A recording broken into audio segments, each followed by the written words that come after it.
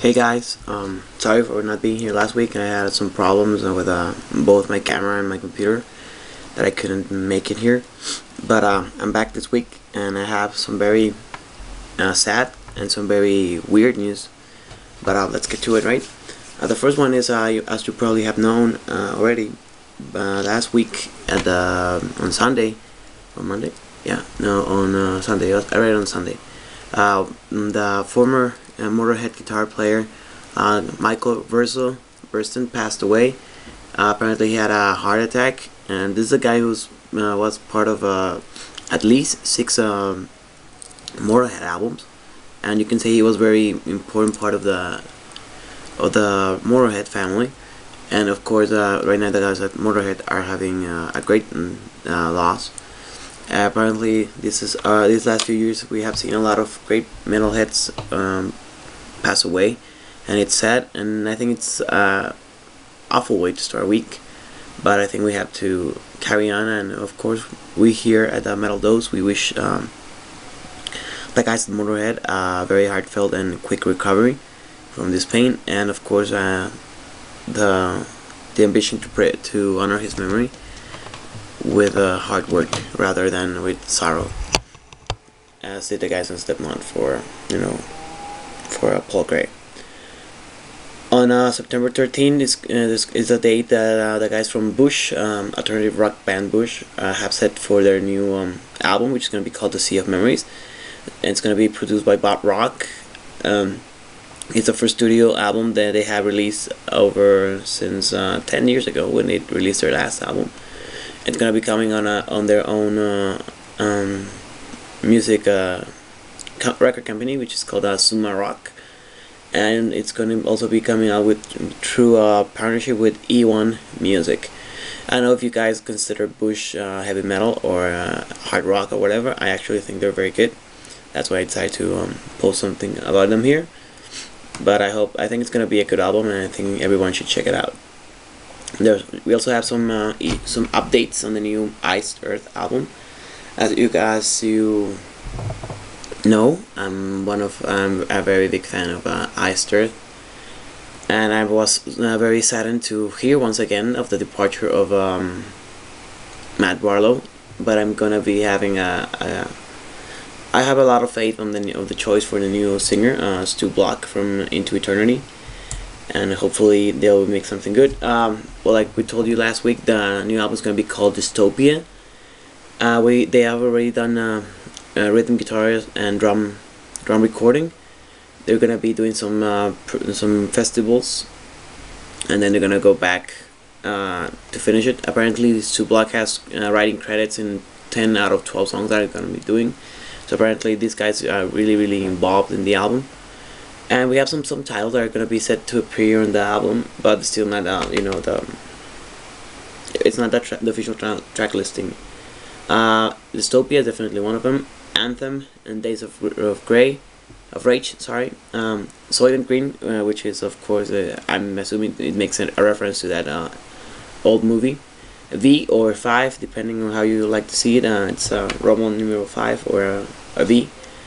Boiling Point, Tragedy and Triumph, Anguish of Youth, and Iron Will are some of the songs that are going to be they're going to be putting out.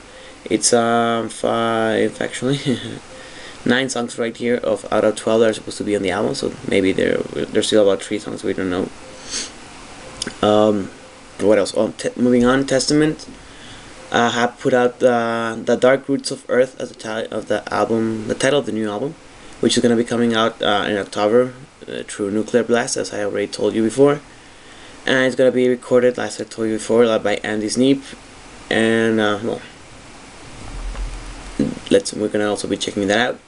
If you guys can recall, I told you that I posted this week on the Facebook page the cover for the new ICS Vortex solo album called Stormseeker. It's going to be coming out on August the 22nd in Europe and August the 23rd in North America via Century Media.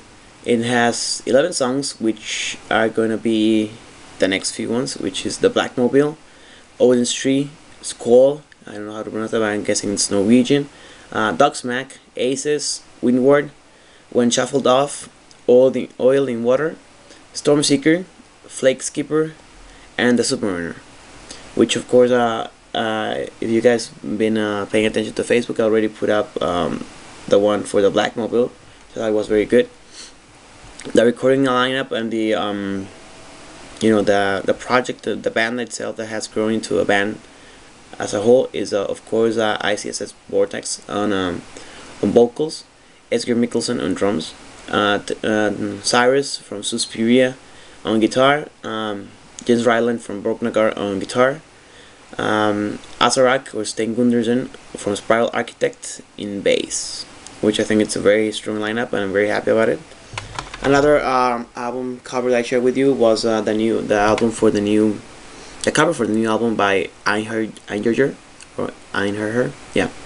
This another Norwegian band that was one of the first bands to put up to use the Viking metal label, or the Viking thematic. The new album is going to be called Norrøn, which if I'm not mistaken means Norwegian. It's going to be coming out September the 9th via Indie Recordings, and it was recorded at Studio Borealis and was produced by Frode Glesnes, which if I'm not mistaken, is a guitarist guitarist and vocalist for Einherjer. Also, it was mixed by Matt Hyde, who's done work for Slayer and for Monster Magnet. And the cover, which I already posted on the Facebook page, was done by Renate H. Brin. I know this guy, but I saw the cover, it was very, very good. Another, this album, it also took about 10 years in the making, or rather there was 10 years between each one. But if you like the first ones, you're definitely gonna like the new one. I mean, Einherjer have a special quality that not many bands have, but it's okay, you had it out. 2 weeks ago, when we had that show, we talked about the new singer for Dark Funeral, and I'm gonna be doing the other way around. Apparently, or rather apparently, this last week, those who were looking to see Witchery live over at the what was it? Hultsfred Festival, might have been surprised to see that legendary Marduk vocalist the Legion was not part of the lineup, and instead they had none other than Emperor's Magus Caligula singing. Apparently, the news is that Legion cannot commit himself to being part of full-time of Witchery, so they decided to replace him with ex-Dark Funeral singer Emperor Magus Caligula. And apparently he's very he has gone over his funk of playing in Dark Funeral, and now has made himself part of Witchery, which I think has a strong lineup and has a lot to offer. So you guys might be willing to check out both Witchery's new album Witch Creek and future performances, as well as the new album which will surely include Emperor's Magus Caligula. And now for the weird weird news of the week. I guess you guys know who Keith Caputo is, also known as a singer for Life of Agony. I personally don't know much of his career. Actually, I just found out about him when I saw him perform with Temptation, another band that I like a lot. But the news is that this guy has posted up a news on his website or his Facebook account that he has started transitioning from life as a man into a woman, and has now started referring to himself as Keith Mina Caputo. And apparently these are the I really can't wrap my head around this. I think I'm gonna sound a little misogynist, but I wouldn't understand why somebody would try to do this. Not that I don't respect women, but it's just something weird for me. But I also think it's important to notice, because it's one of those things that shows that metal has a lot of boundary breaking people in many ways, not just in musical. I mean, we have one of the most openly gay men in the world, and we respect him as one of the greatest metal singers. We have a lot of women doing a lot of great music, both normal singing and doing the stuff that they do, that other men do, that men do. We have a lot of I don't know. We have a lot of weird people doing a lot of art, and they are usually embraced by the Calvin community. What I wanted to talk about was besides the fact that we have such forward-thinking and boundary-breaking people, that of course I hope Keith has all the respect from everybody, or Mina has respect for everybody. Like I said, I'm not really a fan of his music or of all of his career, but I think he reserves his decision. There's also some footage of him in the latest shows, but where he's kind of in the middle of being a transsexual or a transvestite.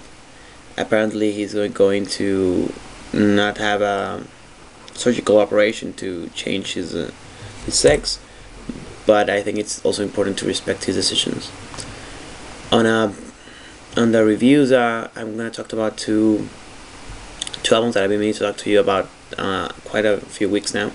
The first one is To Die For's Into Eternity. To Die For is also one of the bands that I really like a lot. The first one, this is one of the first. I already did Epilogue, right? No, which one did it? I think I already did one for To Die For. But anyway, well, this is the first album that they made. It's one of the greatest albums that I've heard in any time. It has 13 songs in some of the editions. Most of them, 2 of them at least, are for the Japanese version, which are covers of In the Heat of the Night by Sandra, and It's a Sin by the Pet Shop Boys. Both great covers. But overall, I think it's one of those albums that it can stand alone on its own without any of the covers.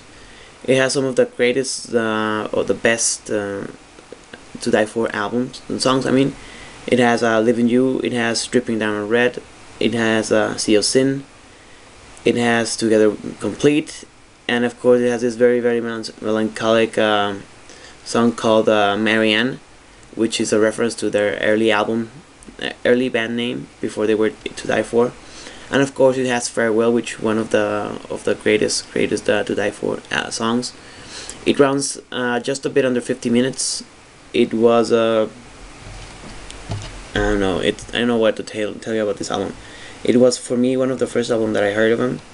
Not also being that it's the first album I listened before to what's it called, Epilogue. But I think To Die For album, the first 3 or 4, even 5 albums. Not that all albums by To Die For are not good, but I think Into Eternity has a special sound that not a lot of people have.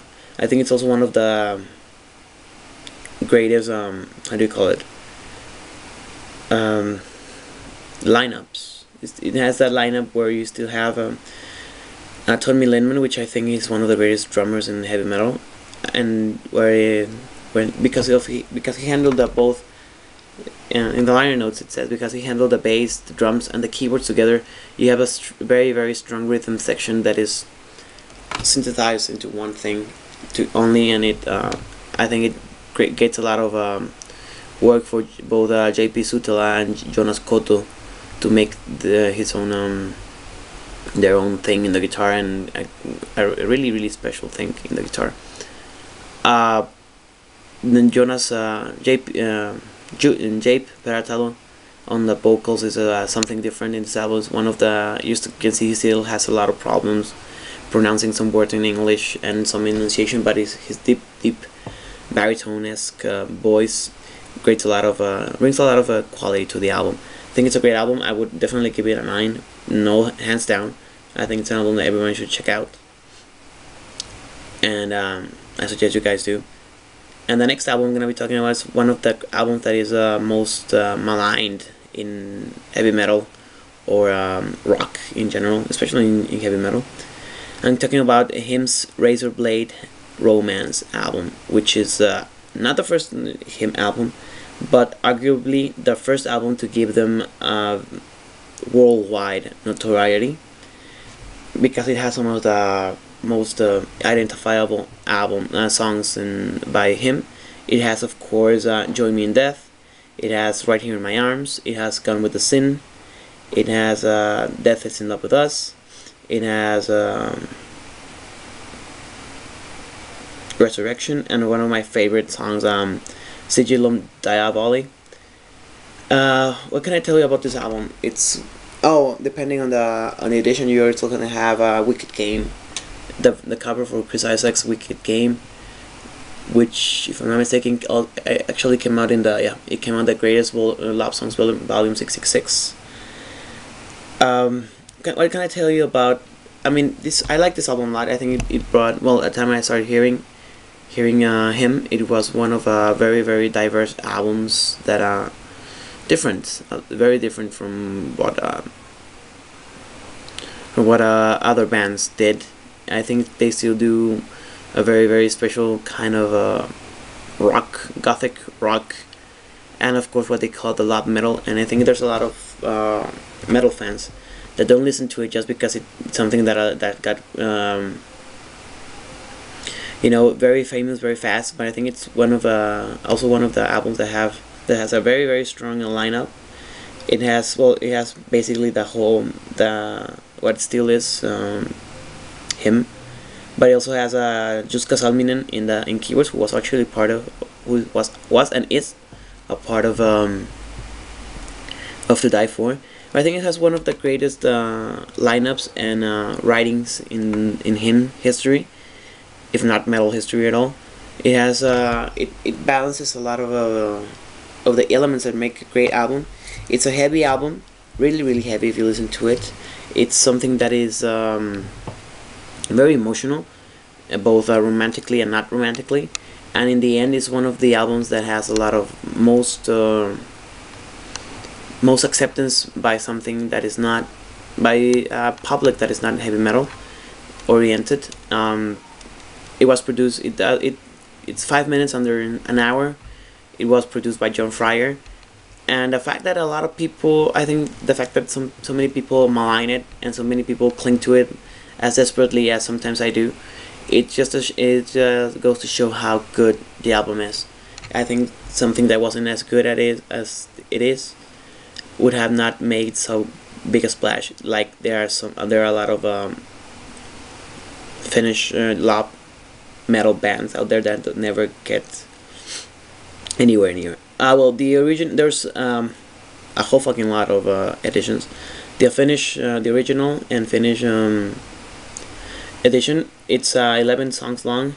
There's a Canadian German special edition that has 13 songs, which included Sigillum Diaboli and the Ninth Circle as bonus tracks. There's also a track listing for the special track listing for the US version, which changes a bit some of the songs. It has 14 songs, and it also has the Wicked Game cover they did. One of the things that I wanted to bring out in this edition is that it makes some changes in the track listing. Nothing that not that it's bad. It's just that, like I said, I usually cling to the original versions or the original editions, because sometimes if the bands have some say in it, it almost feels like a concept album. And when you start throwing, for example, like me, I was one of those guys that learned to him to somebody on the internet, and I got some of the songs. And I remember when I first got the original pressing for Razorblade Romance, I listened to it in one sitting and I was like, wow, I was blown away by how well the songs mixed. And then when I found it here in the United States, and well, in El Paso, because I live in Mexico. When I got into it and I bought it and I put it on the CD player, I was like, whoa! I was blown away because something something wasn't right. I later discovered that there was some mix up in the track listing. They rearranged the songs. It also has my Your Sweet 66 in the American version, which is not a song that comes in the original version. And of course it makes, I remember I bought it for my girlfriend at the time, and she had already listened to the original Finnish version, and she was like, I remember she had told me that she liked it a lot, the album, and when I gave it to her, she was like, I don't know why it doesn't sound like, she didn't like it. And I had to tell her that there have been some changes, and I was like, oh, that's why I didn't like it. I liked the way it started in the Finnish version. But anyway, what I want to go into it is that I don't like when bands put up some special, I understand that they have to put some special material, but what I want to talk to you especially to record labels, is that sometimes what you do instead of helping the band is make a harm, because the original vision, whatever it was, it goes out the drain. I remember when I bought also Iced Earth horror shows, and I knew there was a special edition that I got that had a second album CD with Transylvania and a special interview with John Schaefer.